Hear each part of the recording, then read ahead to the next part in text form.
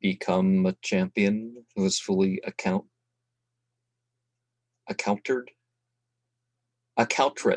Okay. Let thy ear be full of that which I will relate to thee besides. The town, hidden, such is the meaning of its name, Capuna. What is this its state? Its female entity we will speak of at another time. Thou hast not visited it. Be good enough to look out for Baratha,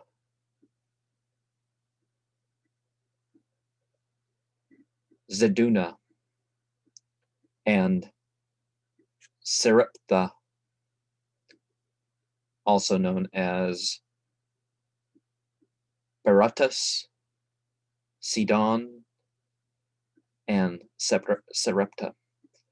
Where are the lords of the land of Nazana, the land of Alpu, also known as Avathus? What is its state? They speak of another city in the sea, Zor, Tyrus. The lake is her name. The drinking water is brought to her in boats. She is richer in fishes than in sand. I tell thee of something else.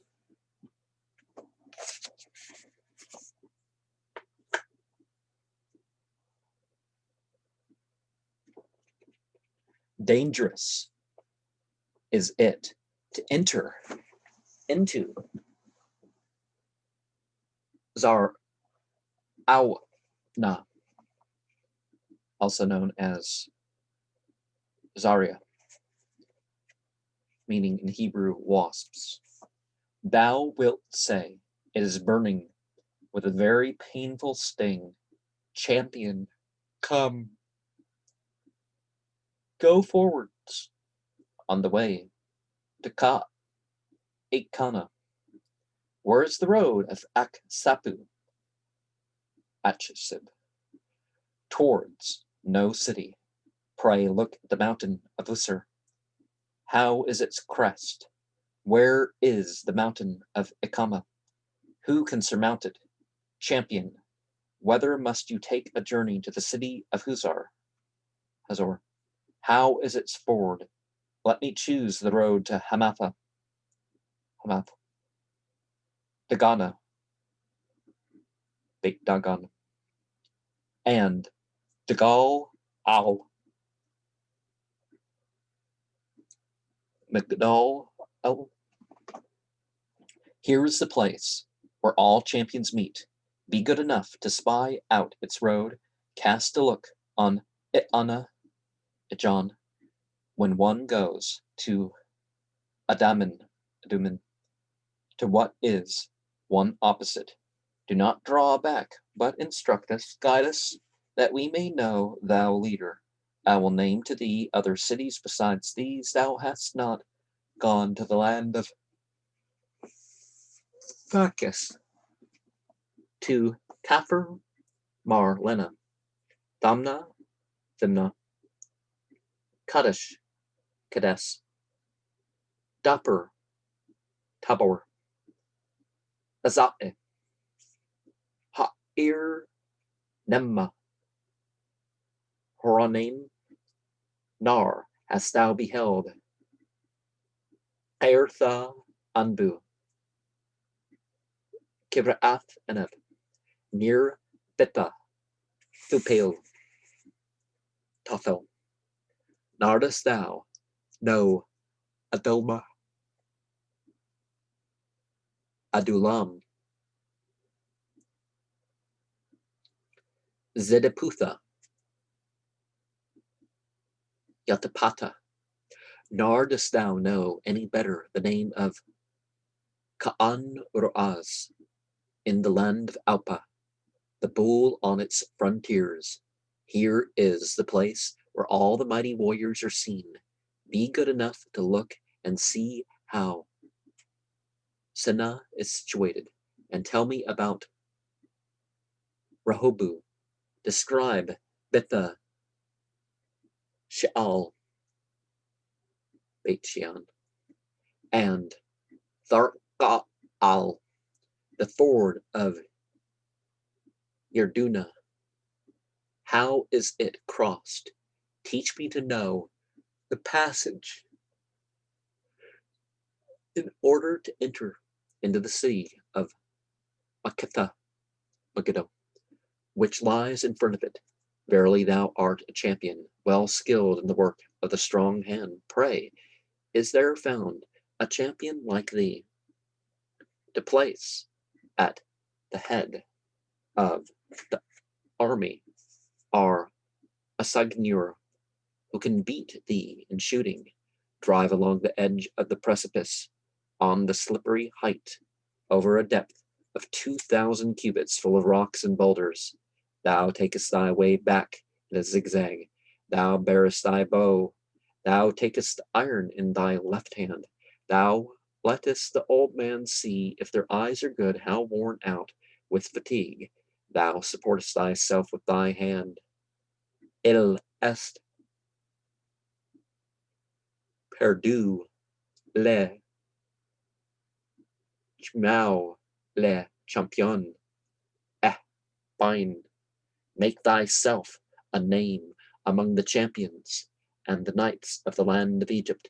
Let thy name be like that of Kaza Elane, the lord of Asel, because he discovered lions in the interior of the balsam forest of Baca, at the narrow passes which are rendered dangerous by the Shasu, who lie in ambush among the trees. They measured 14 cubits by 5 cubits. Their noses reached to the soles of their feet. Of a grim appearance without softness, they cease not for caresses. Thou art alone, no stronger one is with thee, no army is behind thee.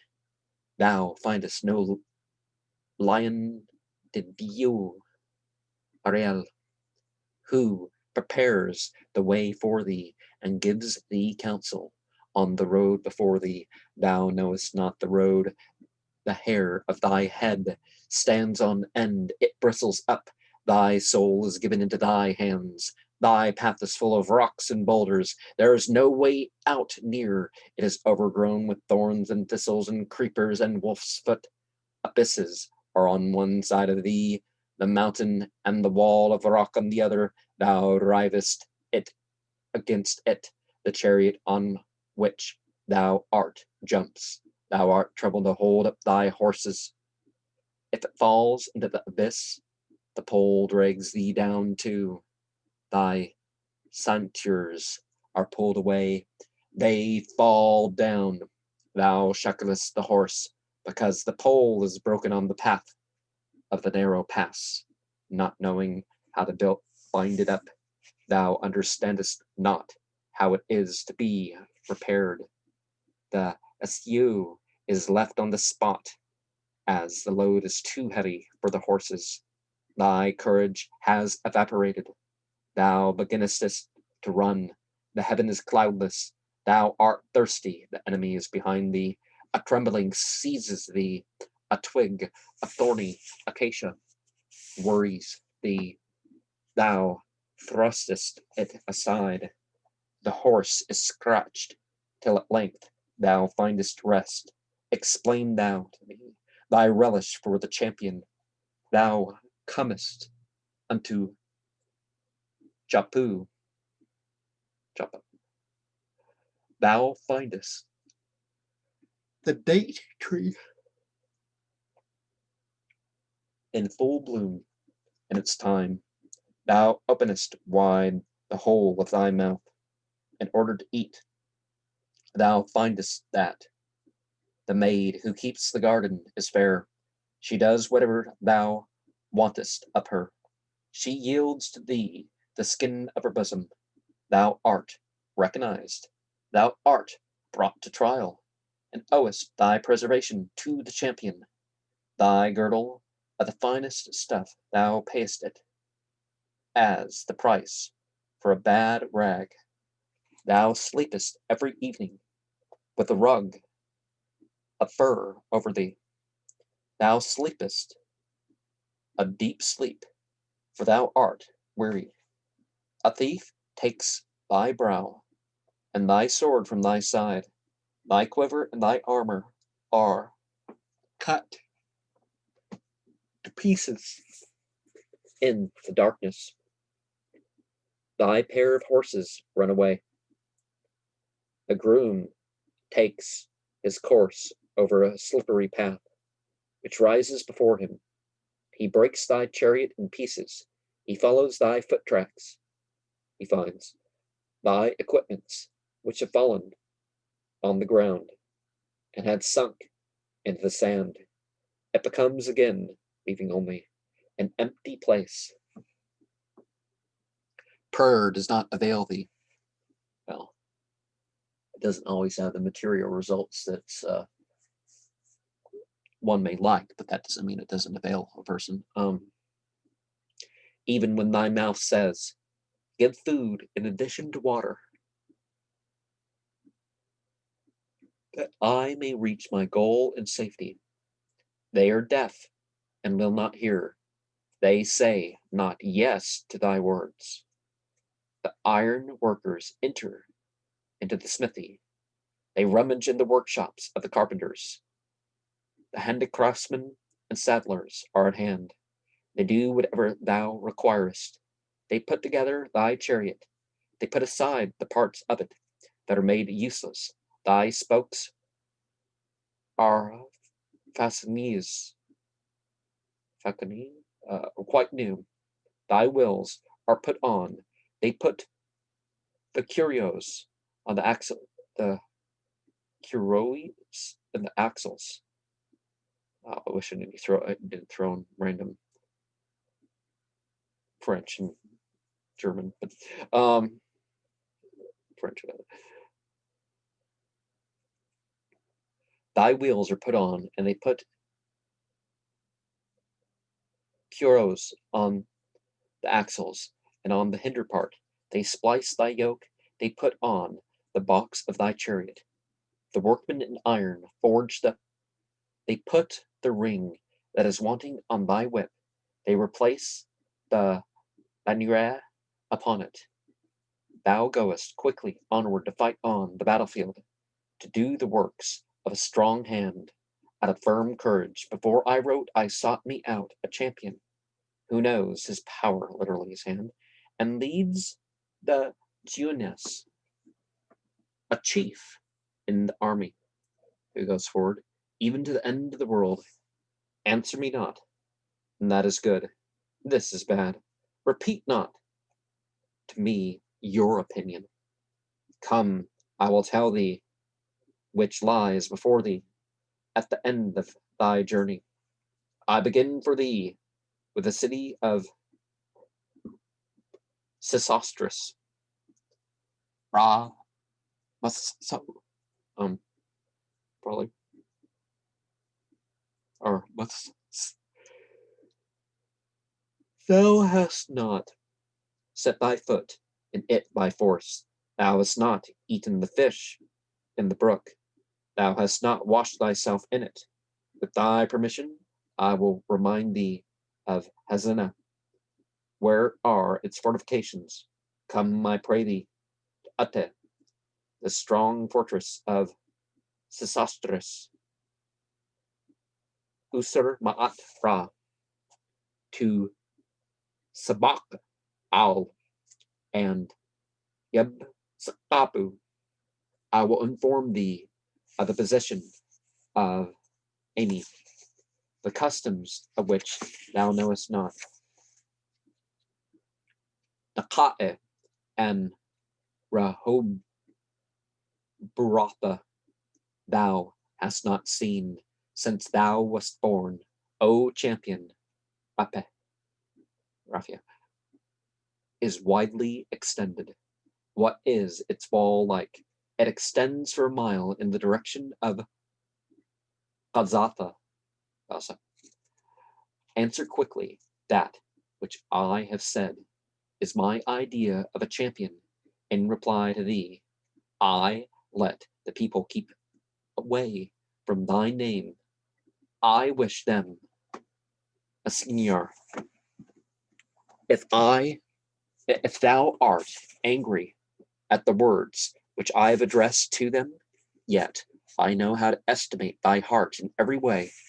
Father chastises, but he knows the right measure 100,000 times. I know thee, to put on armor is really beyond my ability. No man whose hand and courage is warlike makes himself famous in my esteem. I am open and clear, like the spring water of the entity Mentu. It matters very little what flows over thy tongue, for thy compositions are very confused. Thou comest to me in a covering of misrepresentations, with a cargo of blunders. Thou tearest the words to tatters, just as it comes into thy mind. Thou dost not take pains to find out their force for thyself. If thou rushest wildly forward, thou wilt not succeed. What comparison is there between one who does not know the goal that he wishes to reach and one who reaches it? Now, what is he like? I have not gone back, but I have reached my goal. Soften thy heart. Let thy heart be cheerful.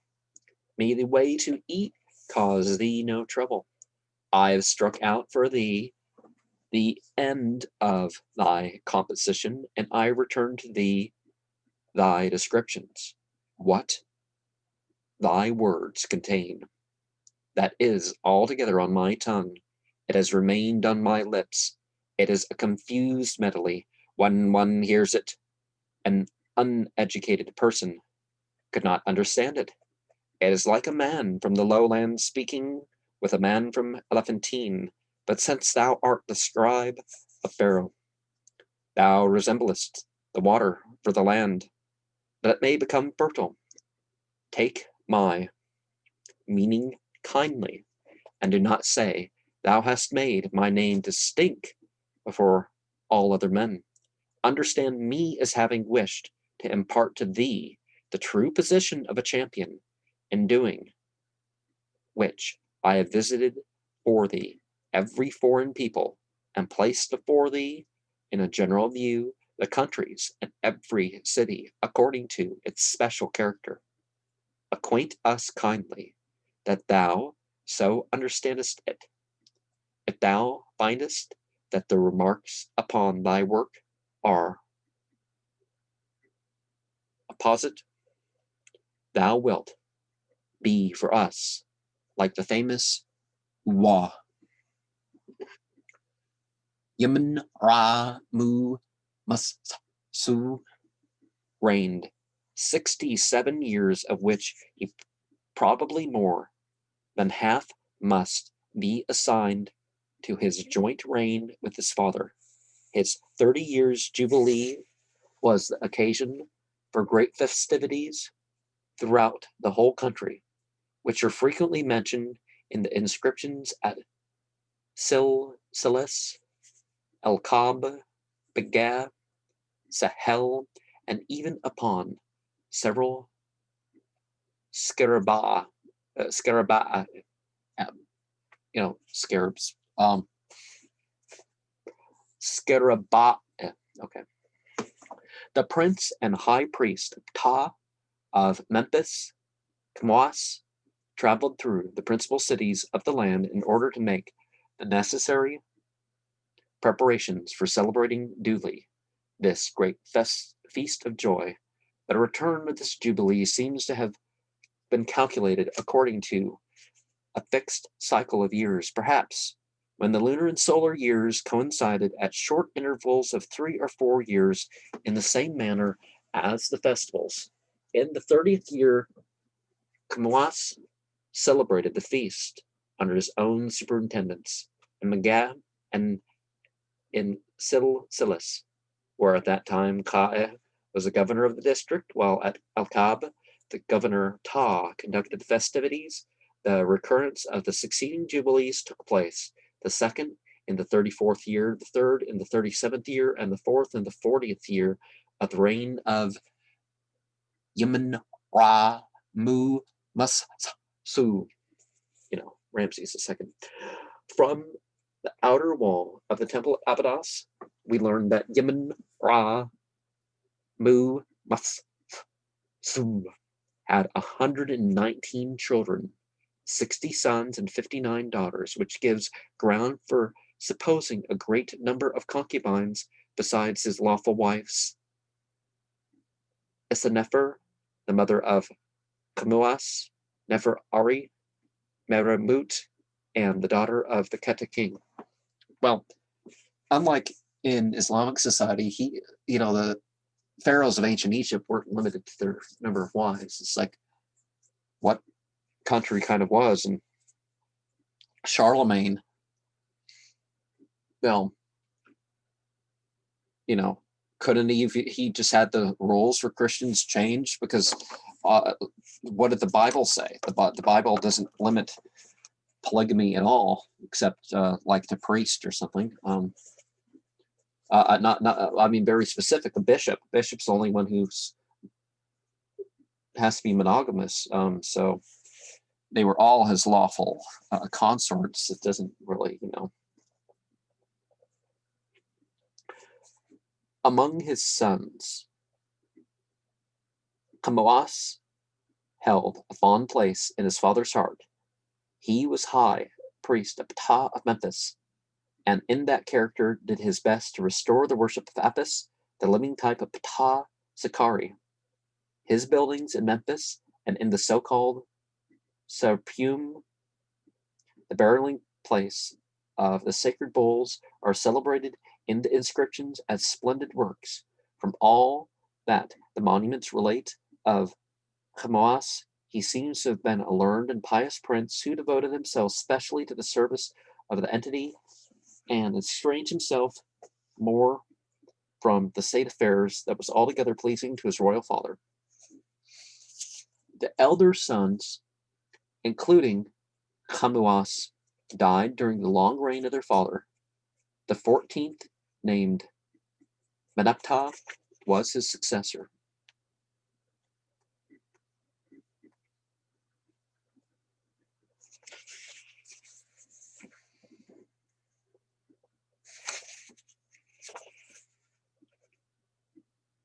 He had already taken part in the affairs of the government during his father's lifetime, and in this capacity he appears on the monuments by the side of Yemen, Ra, Mu, Mus, Su, of the daughters of the king. The monument's name, Bint Antah, daughter of Anaitis, Mere Yemen, Neb Ta'ue, a much younger sister named Mere, deserves to be mentioned since her name reminds us of the Princess Meris, the daughter of Ma'at Nefru Ra, the Keta princess, who, according to Jewish tradition, found Moses when she went to bathe. The list of contemporaries of Yemen, Ra, Mu, Mus, Su is considerable. Among them, a distinguished place was held by that Bekan Konsu. What does Bekan mean? Something about the moon entity, right? Konsu doesn't that. Upon whose statue in Munich is the following inscription. And we have an inscription that is 6 parts, right? Okay, so the hereditary lord and first prophet of Yemen, Bekan Konsu, speaks thus: I was truthful and virtuous towards my lord. I undertook with pleasure that which my entity taught me. I walked in his ways. I performed acts of piety within his temple. I was a great architect in the town of Yemen, my heart being filled with good works for my Lord. O ye men, all of you together, of reflecting mind, ye who remain now upon the earth, and ye who will come after me for thousands and latter thousands of years, according to your age and frailty, whose heart is possessed by the knowledge of virtue, I give you to know what services I performed on earth in that office, which was my lot from my birth. I was for 4 years a very little child. For 12 years I was a boy. I was the superintendent of the office of the sustenance of the king Meneptah Seteh. I was a priest of Yemen for 4 years. I was a holy father of Yemen for 12 years. I was third prophet of Yemen for 16 years. I was second prophet of Yemen for 12 years. He rewarded me and distinguished me because of my deserts. He named me as first prophet of Yemen for 6 years. I was a good father for my temple servants, in that I afforded sustenance to their families and stretched out my hand to the fallen and gave food to the poor and did my best for my temple. I was the great architect of the Theban palace for his,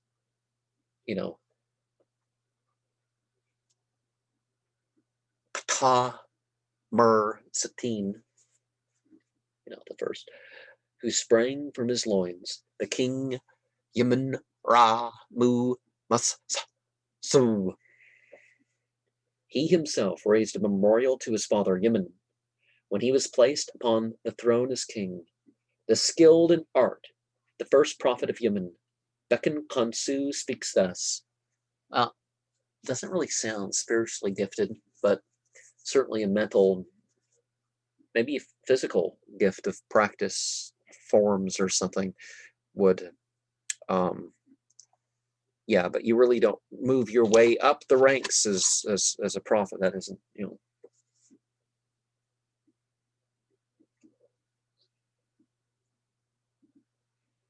I performed the best I could for the temple of Yemen.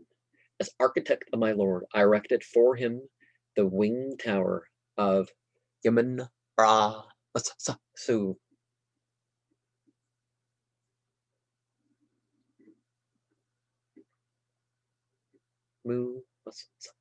Okay, yeah. The friend of Yemen, who listens to those who pray to him. Thus is he named. At the first gate of the temple of Yemen, I placed obelisks at the same made of granite. Their height reaches to the vault of heaven. Purpulon is before the same in sight of the city of Thebes, and ponds and gardens with flourishing trees. I made 2 great double doors of gold. Their height reaches to heaven. I caused to be made double pairs of great masts. I set them up in the splendid court in sight of his temple. I had great barks built on the river for Yemen, Mut, and Kansu. Although the day of the death of Bekan Kansu is not given in the inscription, yet is it clear that he must have departed in this life while priest of Yemen. For having completed 66 years, we can therefore divide his whole life of 66 years into the following sections. Bekan Kansu was a little child, 4 years, so years 1 through 4, a boy, and at last official of the palace, 12 years, so years 5 through 16. Priest of Yemen, 4 years, so 17 through 20. Holy Father of Yemen, 12 years, so 21 through 32. Third Prophet of Yemen, 16 years, so 33 to 48. Second Prophet of Yemen, 12 years, so 49 to 60. First Prophet of Yemen, 6 years, so 61 through 66. The body of Yemen Ra Masu II was laid in his sepulchral chamber in the rocky valley of Biban el-Moluk. The son of Ptah Mer Satin, so full of gratitude to his father, had not left one descendant to beautify his tomb and commemorate his name. At his death, he might truly have reiterated what he had said of himself in his combat with Keta. I was alone. There was no other was with me. And so I don't know what page we're here. So Ptah, Marie, and Saptah, and Meneptah the second. So Meneptah the second is Yemen Ra Mu Na Hatep Harp, and Hatep Har Ma'at is Yemen Ra Mu Na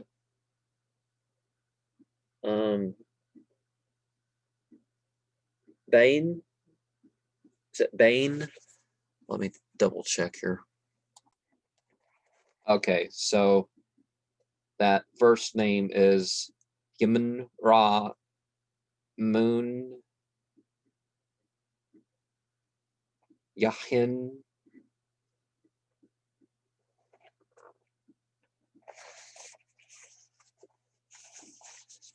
A careful examination of the monument shows that Meneptah II does not rank with those pharaohs who have transmitted their remembrance to posterity by grand buildings and the construction of new temples, or by the enlargement of such as already existed.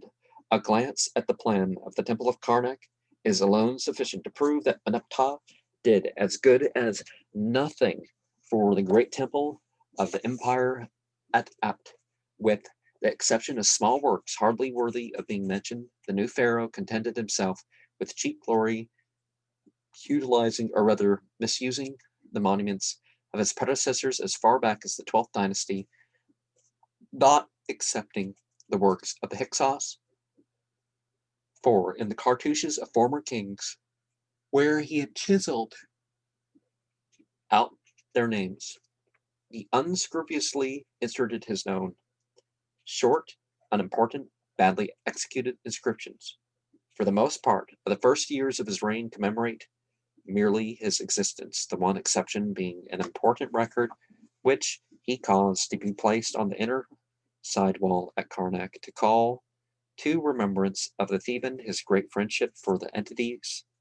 It also announces the eruption of the Libyans and their allies into Egypt at their repulse. And okay, 26. How many? Okay, so this is 48 parts here. The catalogue of the peoples which were smitten by the king, the Uwasha, the Tulisha, the Liku, the Shardana, the Shakalisha peoples of the north, which came hither out of all countries. In the year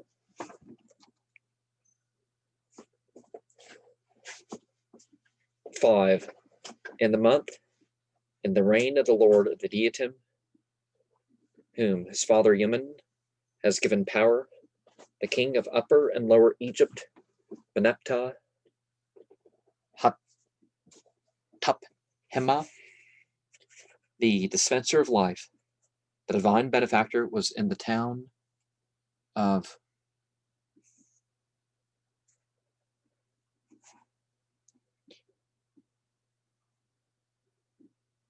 Memphis to thank Ptah for his benefits. For all entities protect him. All peoples were in fear of his glance. The king Meneptah received at the time a message that the king of the Libyans had fallen upon the towns of the country and plundered them and turned them into heaps of rubbish, that the cowards had submitted to his will, that he had overstepped the boundaries of the country, that he had gained the upper hand. Then the king caused the towns to be fortified, and measures to be taken in all directions for the protection of the breath of life, he gave it back to the inhabitants who were without it, sitting still in their hiding places. Powerful was his might to attain his end. He had entrenchments drawn to protect the city of On, the city of the sun entity Tamu, and to protect the great fortress of Tanen, Memphis, and to extend the works of the protection of others in great numbers. For the foreign peoples had long since made roads also from the east, and had pitched their tents before the town of Pa Belos, Bublus, Bilbais, otherwise known as Greek.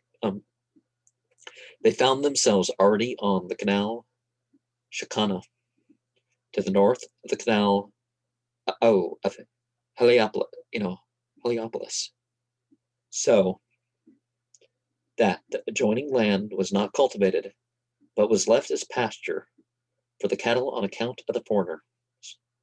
It lay waste there from the times of our forefathers. All the kings of Upper Egypt set in their entrenchments, and were occupied in the building themselves memorials. And the kings of Lower Egypt found themselves in the midst of their city, surrounded by earthworks, cut off from everything by warriors, for they had no mercenaries to oppose to them. Thus had it been until the day when King Meneptah ascended the throne of Horus. He was crowned to preserve life to mortals. He was brought in as king to protect men. There was the strength in him to do this, because he was the likeness of the beautiful faced entity. And the king sent messengers to the land of Ba'ir.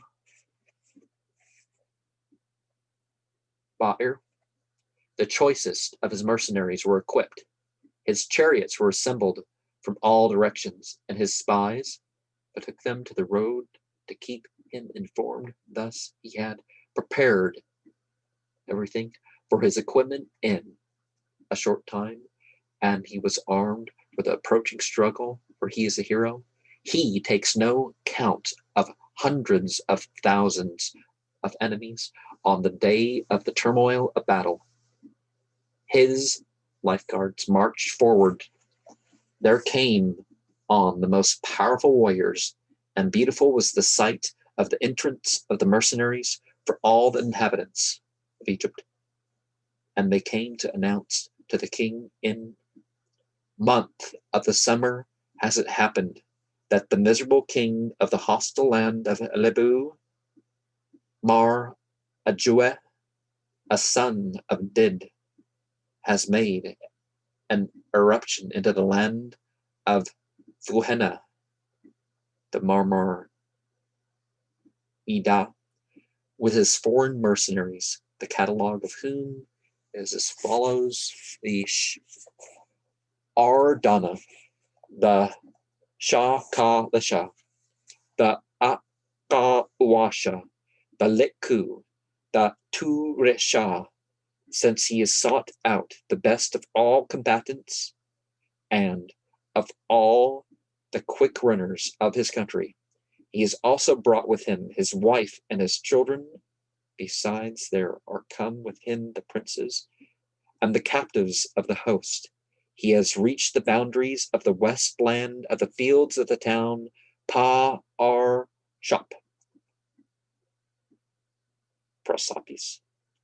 Then his majesty was enraged against them like a lion, and he assembled the princes and the leaders of the hosts and spake thus: Listen to the sayings of your Lord.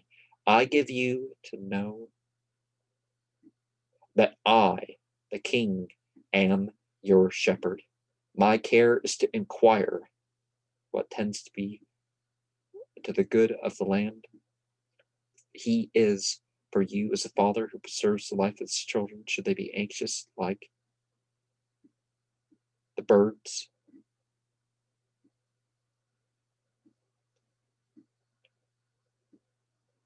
You do not know the goodness of his intentions.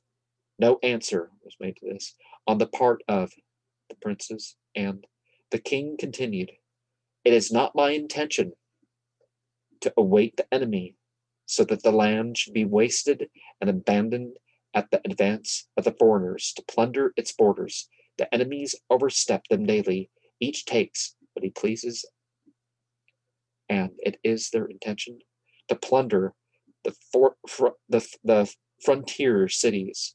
They have already advanced into the fields of Egypt from the boundary of the river onwards. They have gained a firm footing and spend days and months therein. They have settled themselves near the towns. Others of them have reached the mountains of the oasis and the lands in sight of the nome of Tahu. It was a privilege ever since the kings of Upper Egypt, on the grounds of the historical records of other times, but no one knows that they ever came in large numbers like vermin. Let no more be granted to them than their belly requires. If they love death and hate life, if their temper is haughty to do what they wish, then let them apply to their king.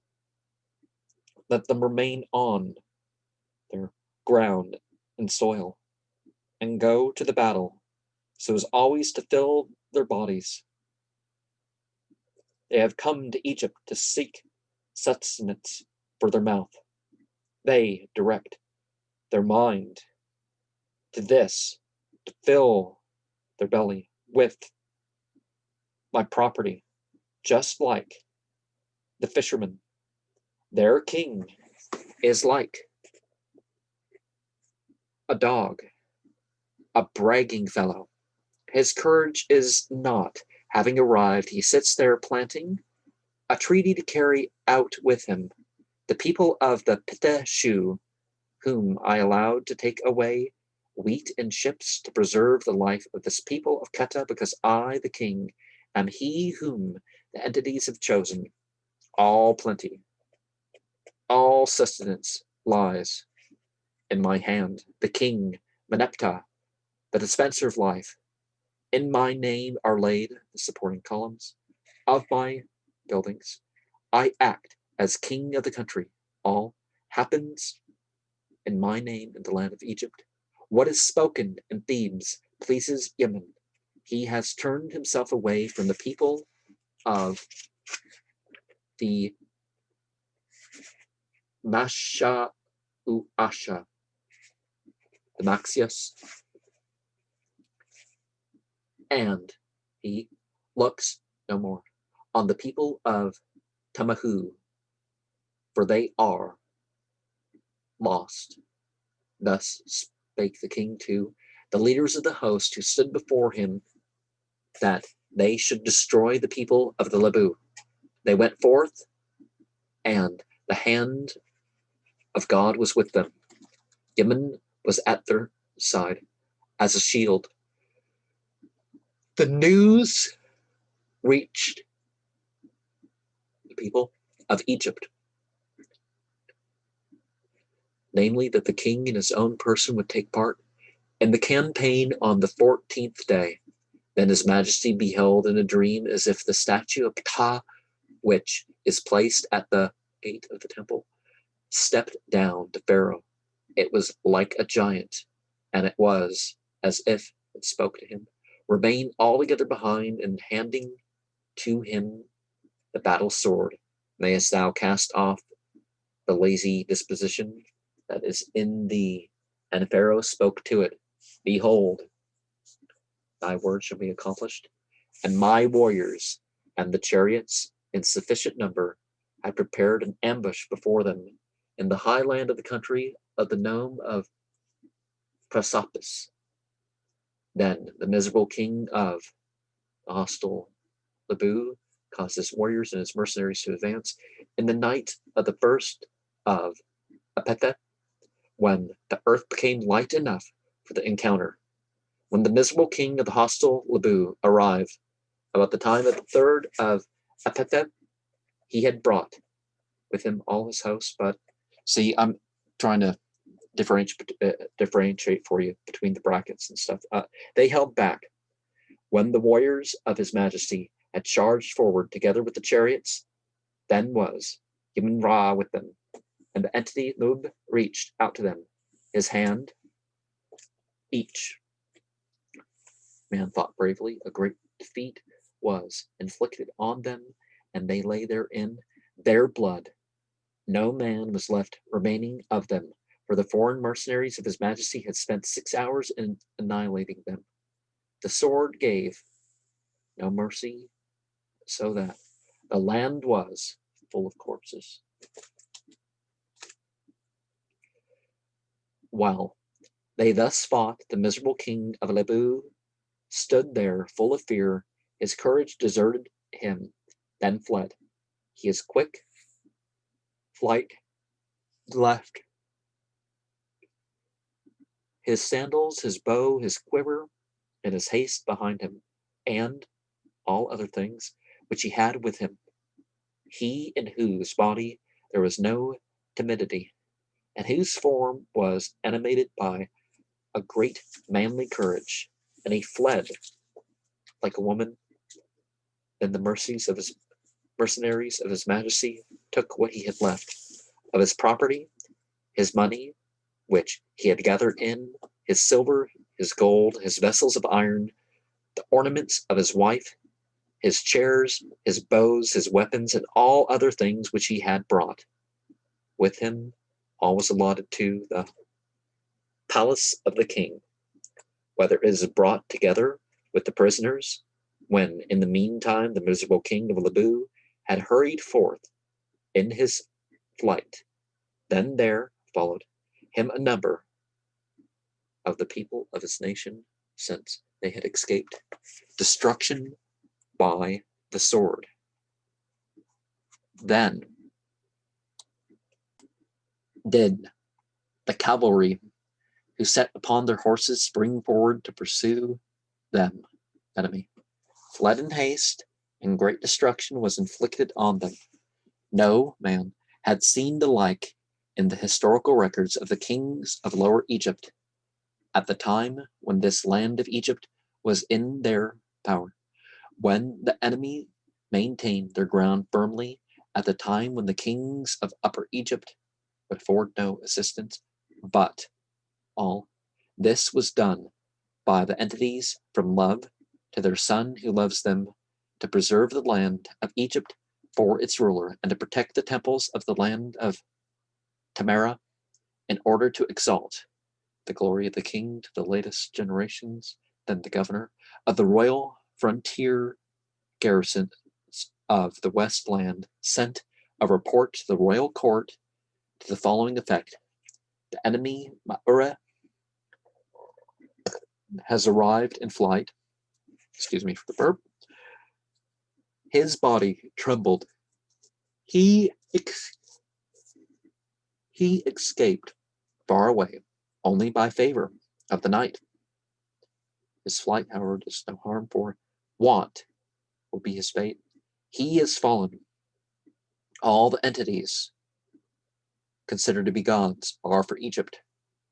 The promises which he had made are become vain, and all his words have rolled back on his own head. His fate is not known, whether he is dead or whether he is living. Thou, O king, live him his life. If he is alive, he will not raise himself up any more. He has fallen down, and his people have become hostile to him. Thou wilt be the man who will undertake it by giving orders to kill the rebels among the inhabitants. In the land of the Tamahu and of the Lebu, let them set up another in his place, one of his brothers who took part in the battle. He will be obliged to acknowledge him, since he is himself despised by the princes as a monster without an equal. Then the king gave the order that there should return home the leaders of the foreign mercenaries, the lifeguards, the chariots of war, and all the warriors of the army whose service was ended. Then the whole land rejoiced into the height of the heaven. The towns and villages sang the wonderful deeds that had been done. The river resounded with the joyful shouts of the dwellers on its banks. And they carried the booty, war spoils, under the window of the palace in order that His Majesty might behold their conquests. And I'm going to break this up here. Sharma, peace be upon you.